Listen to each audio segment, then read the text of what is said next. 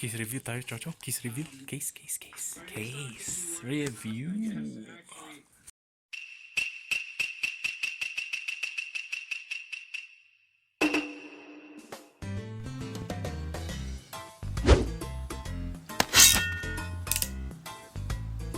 Gugutom ako ah. Wala pa namang karne. Chow chow. Chow chow.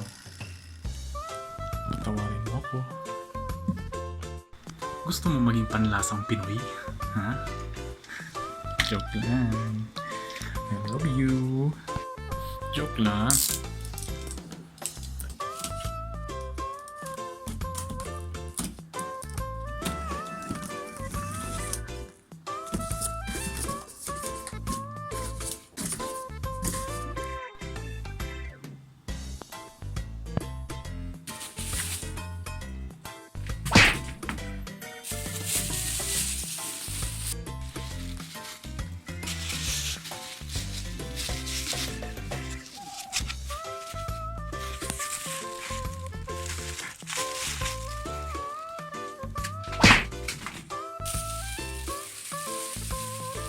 Wow, it's very nice. Welcome, EK Revs here, and I'll be doing a short review on the B-702 desktop chassis by Acer. Starting with the chassis dimensions, it is 32 centimeters long, 20 centimeters wide, and a height of 38 centimeters. Also comes with a tempered glass as the side panel, which is nice for a minimalistic, simplistic design for a micro ATX, mini ITX builds. As for the front panel, it is made out of ABS steel, which contributes to its durability as well as to its weight, which is the heaviest compared to my previous builds. And on both sides of the front panel, Acer provided two built-in metal mesh for the chassis air intake. And as for the top side, it has its I/O ports consisting mainly one USB 3.0, two USB 2.0s, HD audio input and output, two LED indicators, a power and a reset button. Acer was generous to provide a magnetic dust filter for the top exhaust, which is a big plus for me and a big minus for dust accumulation. Kornyang po. Hirap mag-dollars. So ayan, sa bottom part, meron siyang removable dust filter para hindi madaling malikabukan ang ating mga power supply. At medyo tinipid tayo sa rubber tips sa stands, pero okay lang yan. At least meron, di ba? Balik sa English, no? For our fellow foreigners. The case has 3 SSD trays, 2 located underneath the top I/O ports, and 1 below the PSU shroud, which serves also as an HDD tray, which I don't recommend placing the HDD there without the use of rubber washers to muffle the vibration noise caused by the working HDD. Cable management in this chassis will be a breeze as it provides an approximate clearance of 2 centimeters. It also has access for a CPU cable and a rear exhaust fan in the near corner, and an access as well assumably for the top exhaust fans.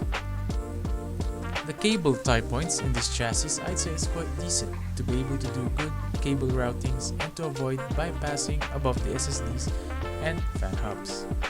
A fair amount of access for the I/O cables located on the shroud.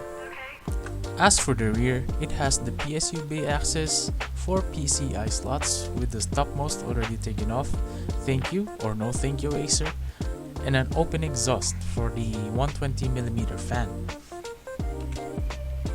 As for the front intake, designed with hexagonal or honeycomb grills that can support up to 3 120mm or 3 140mm intakes or a 280mm AIO radiator. The shroud also supports 2 120cm fans and 1 HDD bay, which will be aesthetically disturbing. So placing a 120mm fan instead will be the best choice for aesthetics. Screw standoffs are already pre-installed in the motherboard bay, at para sa mga buraraja na tulad ko, the case came with an extra motherboard screws, standoffs, screws and rubber washers for the side panel, and together with a few cable ties. Kinulang lang ng screws para sa AIO radiators, para perfect sana. Pero okay na yan. My opinion in this case has its pros and cons, starting with the pros. Number 1. External design. Almost similar to the NZXT H500 series that gives a slick, minimalistic aesthetics to your desktop setup. And then number 2, it's bang for the buck. For a budget case that gives an NZXT vibe that costs around 1,400 pesos or $28 of the current time, it's very reasonable for this type of case. Number 3. Cable management. Because of the given headroom of 2 cm between the motherboard tray and the side panel, cable management won't be a hassle in this case. In addition to that, most of the I/O cables are flat wire design. Number 4. Airflow. As a micro ATX case that can hold up to a total of 8 120mm fans and can support 140mm fans, which I believe can provide good thermal results to the build. Number 5. CPU cooler and GPU accommodation. For a micro ATX, this case can support a 155mm CPU cooler and a 320mm GPU. As for the cons, there will be one for me, which is the HDD bay placements. The one on the shroud will be placed below, which will leave the HDD hanging upside down, and the other planted at the bottom, which both placements will cause vibration noises every time the HDDs are under load, and at the long run, damaging the internal hardware of the HDD caused by the vibration. Although it will be a quick fix when rubber washers are placed together with the HDD screws, or you can rather use SSDs or M.2 drives if the budget agrees. And that's pretty much it for the review, and I apologize that I could not give any specific data on the thermals due to the delay of shipments of my build. Pasensya na kayo. But I'll keep you posted where I will include thermals of this case from a 100W TDP CPU. And I'd be happy to know your thoughts of the case in the comment section, and please like and subscribe to my YouTube channel, and thanks a lot for watching.